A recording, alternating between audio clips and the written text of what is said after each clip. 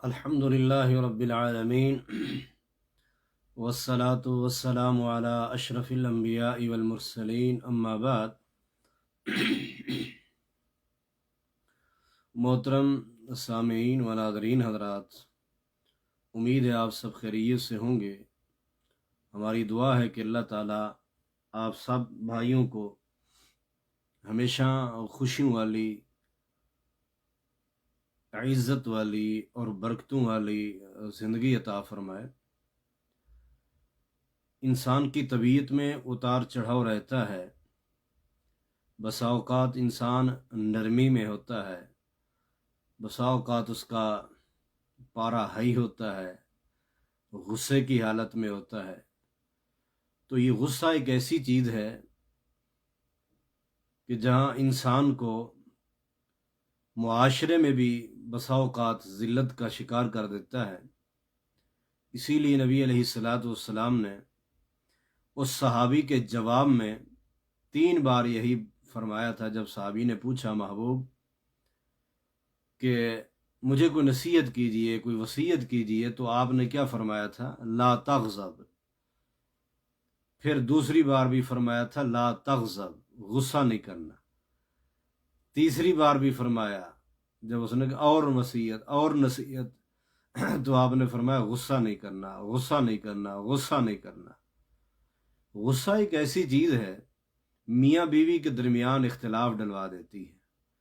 غصہ ایک ایسی چیز ہے کہ یہ والدین اور اولاد کے درمیان دوریاں ڈلوا دیتی ہے۔ غصہ ایک ایسی چیز ہے، یہ مالک اور ملازم کے درمیان بھی اختلاف ڈلوا دیتا ہے۔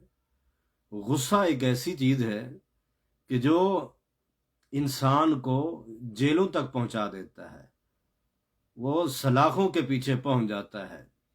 تو اس لیے انسان کو غصے سے بچنا چاہیے۔ اس کے لیے بہترین ایک علاج، سب سے پہلے یہ چیز دیکھیں کہ غصے کا علاج جو ہے وہ 2 طریقے سے ہے۔ پہلا طریقہ کہ غصہ جن چیزوں کی وجہ سے آتا ہے ان چیزوں سے پرہیز کیا جائے۔ جس طرح شوگر والا جن چیزوں سے شوگر بڑھتی ہے پرہیز کرتا ہے، اسی طرح جو مرض والا جن چیزوں سے اس کی مرض بڑھتی ہے وہ ان چیزوں سے پرہیز کرتا ہے۔ تو اسی طرح غصہ جن چیزوں سے آتا ہے انسان کو، ان چیزوں سے پرہیز کیا جائے۔ کن چیزوں سے آتا ہے؟ مثلا جو اسباب بنتے ہیں ان میں سے ایک سبب غرور بھی ہے، تکبر بھی ہے۔ انسان کے اندر تکبر ہو تو پھر یہ سوچتا ہے اچھا اس نے ایسے کہ میں اس سے کم ہوں، تو پھر اس چکر میں آ کے، تکبر میں آ کے، غرور میں غصہ کرتا ہے کہ میرا سٹینڈر ہائی ہے، یہ مجھے ایسے کہے گا، یہ میرے ساتھ ایسے بات کرے گا، یہ اس رویے سے میرے ساتھ گفتگو کرے گا۔ تو یعنی اس انداز میں یعنی تکبر کو چھوڑنا پڑے گا، غرور کو چھوڑنا پڑے گا تاکہ غصہ نہ آئے۔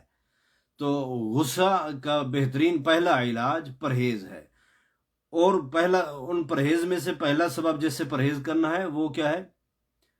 تکبر ہے، غرور ہے۔ اسی طرح انسان میں خود پسندی، اپنے آپ کو دوسروں سے اچھا گرداننا، تو اس سے بھی پرہیز کرے، بلکہ خود کو سب سے کمزور سمجھے، بقیہ کو اپنے سے اچھا سمجھے۔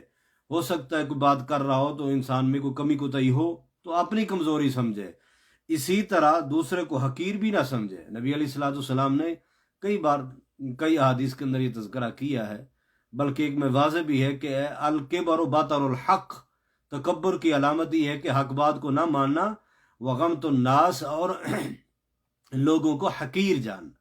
یہ حقیر جاننا بھی تکبر میں آتا ہے، تو اس لیے بندہ پھر بھڑک جاتا ہے، غصہ کرتا ہے، تو کون ہے میرے سامنے ایسے بات کرنے والا، تجھے کیا؟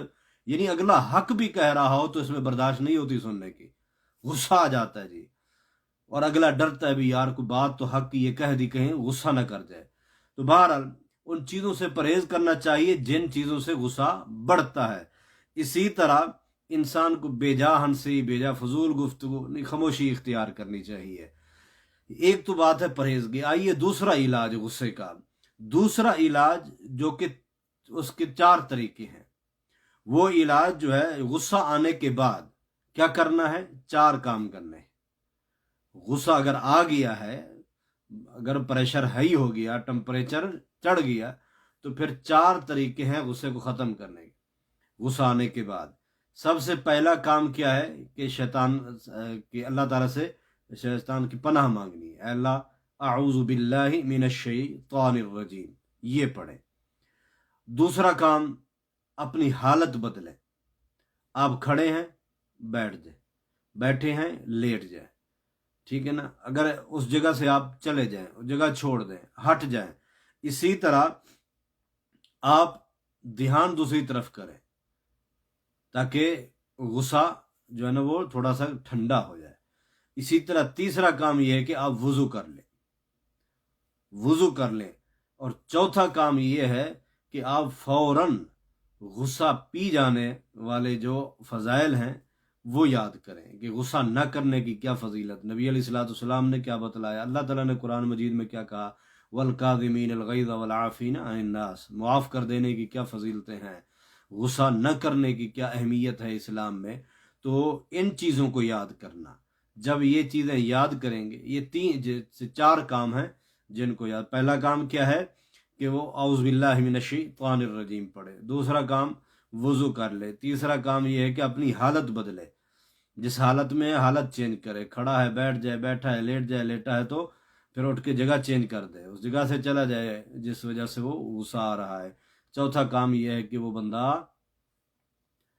غصہ ختم کر دینے کے جو فضائل ہیں وہ یاد کرے، غصہ نہ کرنے کی جو اہمیت اسلام نے بتائی وہ یاد کرے، تو اس کی وجہ سے اس کو غصہ نہیں آئے گا۔ آپ دیکھیں معاشرے میں یہی غصہ ہی تو ہے، اکثر سوال آتا ہے کہ شیخ صاحب فلاں نے نا غصے میں بیوی کو طلاق دے دی۔ وہ خوشی سے کون دیتا ہے طلاق؟ غصے میں ہی تو دیتے ہیں۔ تو غصہ آیا جی طلاق طلاق طلاق۔ اب ایک غصہ آیا جی تھپڑ مار دی۔ آپ سعودی عرب کے جیلوں میں جائیں تو یہاں کتنے لوگ ہیں، اکثر ہمیں جانا پڑتا ہے دعوت و تبلیغ کے حوالے سے، تو ہفتے میں 1-2 بار جانا ہوتا ہے قیدیوں کو تبلیغ کرنے کے لیے۔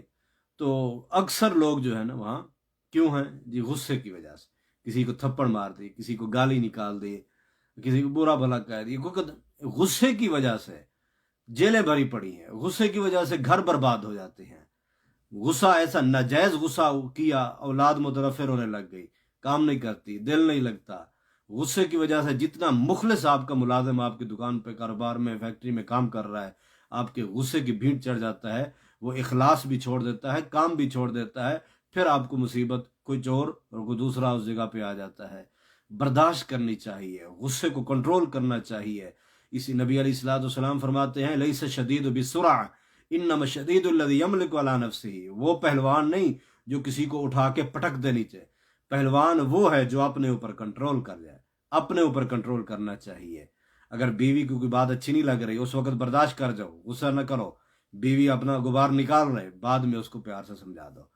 پھر جب خامد اگر غصے میں ہے، بیوی کو چاہیے کہ وہ صبر سے کام لے، خاموش رہے، کوئی بات نہ کرے، بعد میں جب ماحول ٹھیک ہو تب وہ اپنا دل کی بات اسے ظاہر کر سکتی ہے۔ اسی طرح دو بھی اگر آپس میں کوئی غصہ کر رہے ہیں تو ان کو چاہیے ان میں سے ایک جو ہے وہ صبر سے کام لے۔ اگر دونوں تاریں گرم ٹکر جائیں نا تو پھر دھماکے ہو جاتے ہیں، ایک ٹھنڈی اور ایک گرم۔ اگر ٹھیک ہے اس نے قدم اٹھا لیا تو خاموشی سے سنیں وہ کیا کہہ رہا ہے، اور چپ کرتے جائیں، اس کے لیے دعا کرتے جائیں۔ تو بہرحال یہ غصہ نہیں کرنا چاہیے۔ اگر غصہ آ جائے تو پھر 4 کام کرنے ہیں جو میں نے ابھی شروع میں بتلائے غصے کے بعد، اور جن چیزوں سے آتا ہے غصہ ان چیزوں سے پرہیز کرنا چاہیے۔ چھوٹی سی نصیحت میں نے آپ کو کی ہے، میری آواز آپ بھائیوں تک پہنچی۔ اللہ ہم سب کو جو ہے نا غصے سے بچائے، بلکہ نرمی اختیار کرنے کی توفیق دے، اور جن چیزوں سے، جن اسباب سے غصہ آتا ہے ان سے بھی اللہ ہمیں پرہیز کرنے کی توفیق دے، پیار و محبت کی زندگی گزارنے کی توفیق دے، ایک دوسرے سے بھی پیار و محبت، آل اولاد سے بھی، اساتذہ اگر کوئی استاد ہے تو شاگردوں سے بھی، اگر کوئی مالک ہے تو اپنے ملازمین سے بھی، یعنی ہر لحاظ سے پیار اور محبت سے جو کسی کا دل جیتتا ہے وہ غصے سے توڑتا تو ہے، جیتتا نہیں ہے۔ اللہ تعالی ہم سب سے راضی ہو جائے۔ السلام علیکم ورحمۃ اللہ وبرکاتہ۔